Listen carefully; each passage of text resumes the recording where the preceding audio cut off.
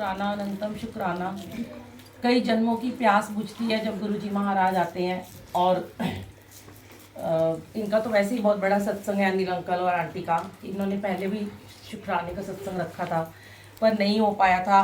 संगत के साथ हुआ था, संगत बहुत आई थी उस दिन, कम से कम 100 संगत, पता नहीं कैसे कहाँ से आए थे, पर वो पोस्टपोन्ड हो गया था, कोई मिस हैपनिंग हो गई थी। गुरुजी को जब आना होता है तो वो आ ही जाते हैं, वो ये नहीं देखते हैं घर वाले घर हैं कि नहीं है। अगर गुरुजी महाराज का सत्संग, मैंने पहले भी शेयर किया था, अगर हम रखते हैं तो कोई भी हमारे ऊपर दुख आ जाए, विपदा आ जाए, हमें अपने गुरुजी महाराज का आगमन चाहे सिंपल तरीके से हम कर लें, पर हमें ज़रूर करना चाहिए।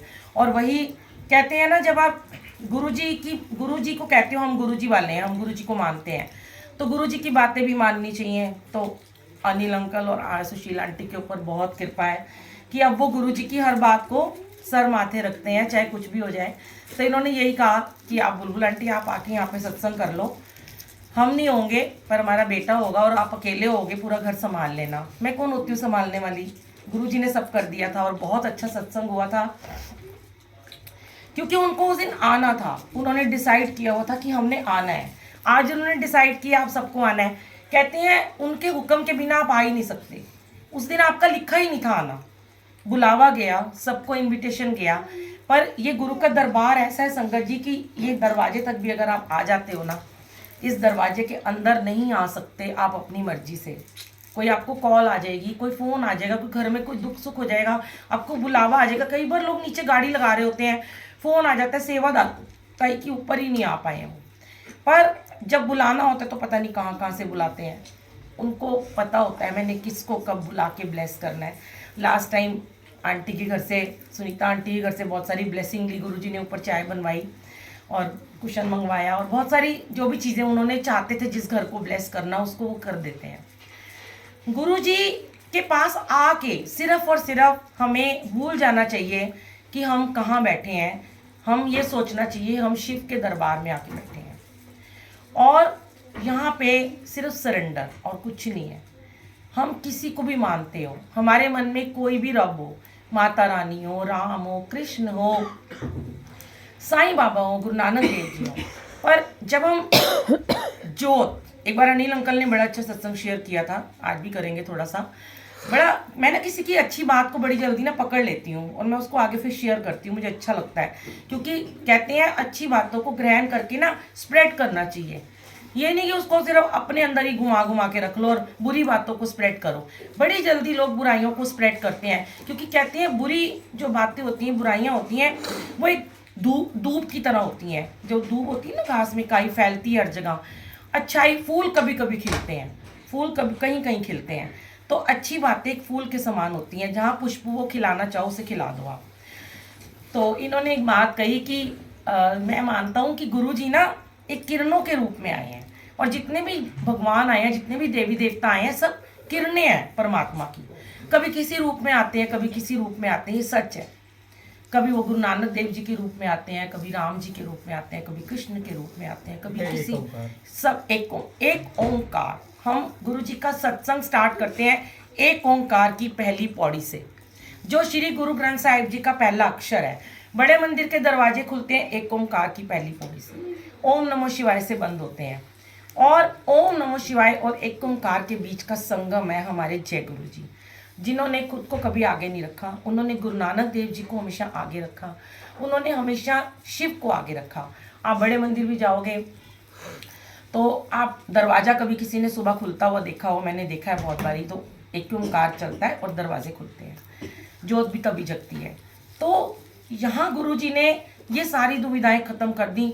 मेरे खुद के घर में एग्जाम्पल दिया कि मेरे घर में माता रानी और गुरु ग्रंथ साहिब जी और शिव जी, नन्हे गोपाल, सब अलग अलग रूम में थे, पर गुरुजी ने मुझे आज से 3-4 साल पहले अपने बर्थडे पे मुझे बोला कि ये सारा परिवार मुझे साथ में चाहिए। और फिर मैंने गुरुजी के कमरे में जब उनको विराजमान किया, वो इतने खुश हो गए, क्योंकि वो उस दिन मैं हमेशा गुरुजी के रूम में उस दिन सोती थी। उस दिन मुझे गुरुजी कहते हैं आज तो अपने रूम में जाके सो, तो अपने पति के साथ जाके सो, आज मैं अपने परिवार के साथ सोऊंगा। और उस दिन इतनी ब्लेसिंग थी, मैं आपको बता नहीं सकती, इतनी फ्रेगरेंस आ रही थी उस रूम से, आती है हमेशा जब गुरुजी महाराज निहाल होते हैं, जब आते हैं तो कभी खुशबू लेके आते हैं, कभी जल वर्षा लेके आते हैं। पता नहीं मेरे को तो, मैं तो कभी सोच भी नहीं सकती थी कि गुरुजी ने नए साल से जो शुरुआत की है, इतना अमृत बरसाया नए साल वाले दिन, इतनी सारी संगत के देखते देखते मुझे तो दिखा भी नहीं।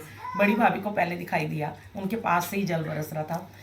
और हमने सोचा चलो आज तो न्यू ईयर था, ब्लाइंड बच्चे आए थे, उनकी ब्लेसिंग थी, उन्होंने मंत्र जाप किया, उनकी वजह से ये हुआ। कल फिर हमारे घर में लोहड़ी का सत्संग था, मैं तो अपना इधर उधर लगी हुई थी। फिर पता चला साहिब के कमरे से फिर से जल वर्षा हो रही थी, और उससे पहले कुछ नहीं था। जैसे सत्संग शुरू हुआ और अमृत वर्षा शुरू हो गई, और जैसे सत्संग खत्म हुआ अमृत वर्षा बंद हो गई। तो हमें लगता है कई बार फॉग है, धूप निकली हुई थी, जबकि शाम को फॉग होती है, तो कहीं पे जल नहीं था। वो गुरुजी कहते हैं मैं तुम्हें दर्शन देता हूँ, लेकिन कभी उसको छूना नहीं चाहिए। बहुत लोग छू रहे थे, हाथ लगा रहे थे, ऐसे नहीं करना चाहिए, वो रुक जाता है। और वो उतना ही होता है जितना मालिक ब्लेस करना चाहते हैं, दर्शन होते हैं, वो दर्शन होते हैं, उसको कभी छूना नहीं चाहिए। लोग कहते हैं जल भर भर के बोतलों में दे दो, हमें दे दो, ये दे दो, शहद दे दो, ऐसे नहीं होता। वो गुरुजी कहते हैं तुम्हारे लिए वो एक हीरे मोतियों लाल जड़ाओं से भी कीमती वो दर्शन होते हैं, उसको बस दर्श किया करो। शुक्राना गुरुजी का। और गुरुजी ने इतने सत्संग तो वैसे ही शेयर कराए हुए हैं। मैं चाहती हूँ कि अनिल अंकल अपनी जर्नी जरूर शेयर करेंगे थोड़े से शब्दों में। उससे पहले मैं ये चाहती हूँ कि जो भी आपको यहाँ पे प्रसाद मिलता है संगत जी, उसको मेडिसिन समझ के खा लिया करो। उसको ये ना समझा करो कि वो चाय प्रसाद है, जल प्रसाद है, पकौड़ा है, या अभी लंगर में आपको क्या मिलेगा। क्योंकि जब वो गुरुजी महाराज को भोग लग गया, वो अमृत बन गया। हम लोग ये समझते हैं अपने, हम लोग कहते हैं देवी देवता अमृत का पान करते होते थे, इतनी घोर तपस्या करते थे, कई कई वर्ष कंदराओं में रहते थे जाके, तब जाके उन्हें वो अमृत का पान होता था। आज वो अमृत पान हमें घर बैठे मिल रहा है, हम उससे क्यों वंचित रहे ना। हमें वो मिल रहा है, और वो उनका भोग लगाया, पता नहीं किसके नसीब में वो ब्रेड पकौड़ा, वो चाय।